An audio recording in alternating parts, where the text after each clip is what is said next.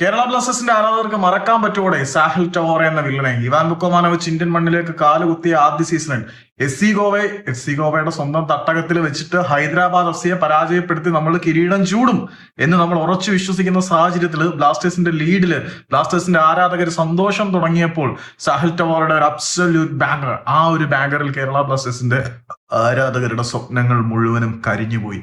അന്ന് ബ്ലാസ്റ്റേഴ്സിനെതിരെ സമനില ഗോൾ നേടി മത്സരം ഇഞ്ചുറി ടൈമിലേക്കും എക്സ്ട്രാ ടൈമിലേക്കും പിന്നീട് പെനാൽറ്റി സ്പോട്ട് കിക്കിലേക്കും ഒക്കെ വലിച്ചു നീട്ടിക്കൊണ്ടുപോയ സാഹിൽ ടവോറെ ഇപ്പം പുതിയൊരു തട്ടകത്തിലേക്ക് വരികയാണ്.